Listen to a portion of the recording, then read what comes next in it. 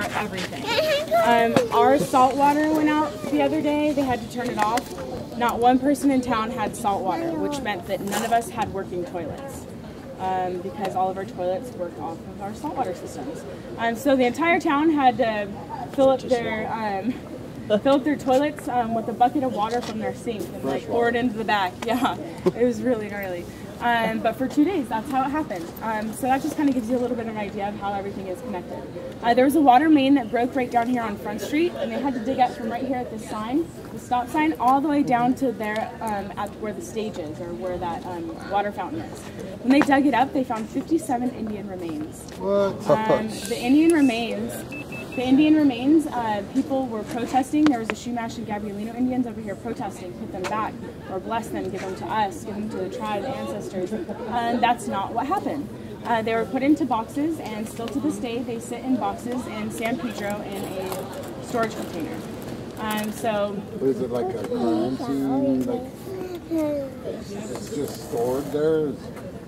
No, they're just in boxes. I mean, it's not really... Like nobody's examining them? Nobody's allowed to touch them? Or no, because they belong to the island company in the city of Avalon.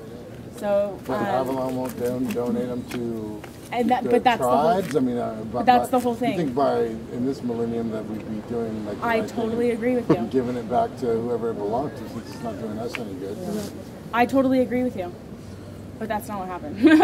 I totally agree with you. Is Don't there get me any wrong. value for them keeping it, or is it just bureaucracy? No, they're literally. But that's the point. Is that it's not even valuable to them, and they're still keeping it from those ancestors. And so that's fighting? the sad part. No, they just said this is what's happening with them. They belong to us, and they're sitting in a shipping yard still. So. Rotting, probably rotting. Yeah. Well, the remains are bones. They were bones. But they can still deteriorate. Yeah, absolutely. Yep, that's right. So that's the whole kind of disrespect and all of it to everybody. So, I mean, everybody always says, you know, is this place haunted? Is that house haunted? That building? And I always tell them it's not so much that house or particular structure on that land is haunted, but it doesn't mean that the actual land itself isn't haunted. The way that the Native Americans did burial was much, much different than we do burial. We have a designated area for our dead, pretty much a cemetery most of the time. Back in the days of the Native Americans, burial was a very, very spiritual thing to them. It was very important. So they for buried... Indians, it was a lot of times by water. Yeah, and so they had... they buried their own, you know, loved ones on their property with each other. Their family was with each other. So, you know, you could very well be standing on top of a burial ground right now. When you hear burial ground, you think it's one specific area. But that's not how the Native Americans over here did it. So this entire island has burial grounds. So that's kind of a really cool thing and a really bad thing as well. But yeah, that goes to show... They thought that they were going to be alone for a gajillion years. They thought nobody would discover them being involved. Yeah. Well, the Spanish did. Yeah. And the Spanish took them to missions and kept them for their own and all that kind of stuff. What up, Church?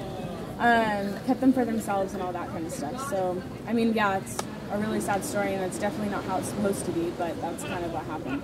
So, on the flip side of that, I don't know if you guys have ever heard of the Catalina Yamaha shop. That's where you buy, sell, and the only place to get your golf cart fixed. It's on this street right here, so if you go to right here to the sign, make a right, and it would be halfway down the block on your right-hand side. The Yamaha shop, it was just rebuilt about, I say just, but it was probably about 7 or 8 years ago. When they tore it all down, it was, believe me, it would have been condemned. When they tore it all down, it was so bad they needed to excavate the foundation. So when they took out the foundation, they found one Indian Native American skull. They had a scientist come and take a look at it and let us know what gender it was. They told them that it was of a woman. So what they decided to do was throw a party, invite the Chumash Indians over. And that's what they did. The entire town came out, they invited the Chumash Indians over. The Chumash Indians blessed it, and they put it right back where they found it. And it's there. The Yamaha shop is a big giant building now, but underneath that foundation is that remains exactly where they found it. So that was a really kind of exact opposite of what we talk about all night. And that's not really on the tour either, but I like to add that because we talk about a lot of negative all night.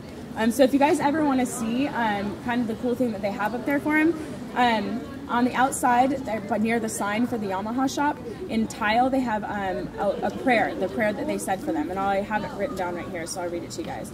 Above the door, it says, "On this property lies Onata, daughter of earth and corn spirit.